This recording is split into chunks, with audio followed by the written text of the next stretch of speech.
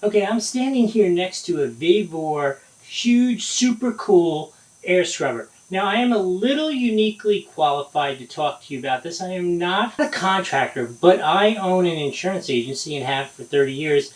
And I have been to more fires, more puffbacks, more mold problems, all the kind of things that you want this construction going on that you want an air scrubber like this for. So while I'm not a contractor who actually uses them, I've seen these things in action and I've seen different qualities in them, and I think I'm uniquely qualified to talk to you about this from that perspective. I think the first thing we should do is take a look at the insides because it comes literally out of the box like this, ready to go.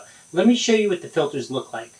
Okay, I'm having a little bit of a microphone issue, so let me just tell you about these different stages of the filter. So we're starting at the bottom of the stack, right? So what we're looking at here is your H13 HEPA filter. Look how thick that is, and it's a very fine filter. Remember, this is the last filter that the air is going to go through before it gets recirculated. You know, we've all had fish tanks or pets in the house, and they always have that activated carbon. Well, it works the same way. That activated carbon purifies the air and then sends it through to that HEPA filter. Here is the very first filter, the very first stage. This is a MERV 10 filter, very similar to the kind of filter that you would have in your air conditioning system like that. And this is going to pull out those big giant particulates and stuff and get us down to that really fine, clean air coming out the other side.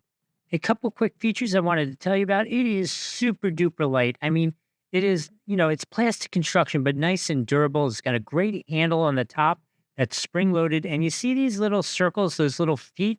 Well, there are also corresponding holes on it, both vertically and horizontally. So in essence, they're a little like Legos. You can stack these. They're going to stay nice and well connected and solid.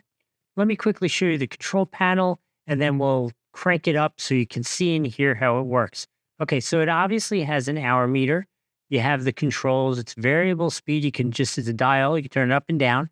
Has a fuse as well as 2 extra outlets there so you can kind of plug other things into it.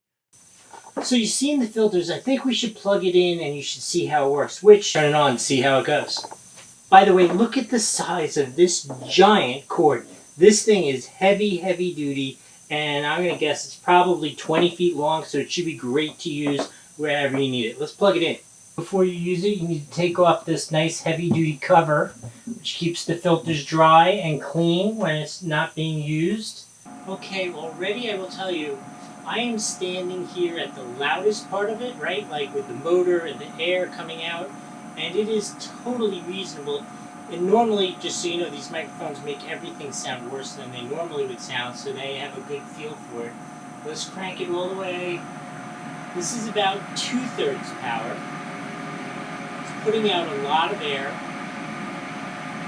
Obviously it's a fan, so you get that fan sound, but it is absolutely, I think I'm talking to you normally, and we'll see what it sounds like, but you can have a conversation in this room without fighting the fan, which obviously is normally on the floor, not sitting right here at ear height.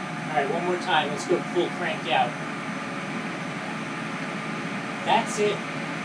That is full speed. So with those 3 filters, it is going to get the air up to 99.7% free of particulates floating in the air, right down to 0.3 microns, which is a very small amount. So again, like I said, it's good for those kind of disaster things. If you have a fire, if you have a puffback, if you have mold or something like that. But it's also good for basic things like I'm a guy who I like to do a lot of work around the house and that kind of stuff. I just like to do things myself. And anytime you sand or if you're doing drywall, it's always dusty and disgusting. And number one, you don't want that dusty and disgusting stuff going all over your furniture. And number two, if there's anybody in the house who's a little sensitive to that kind of stuff, it'll kind of trigger them off. So why not get something like this and just eliminate that as a problem? In any case, I hope that was helpful. We'll see you next time.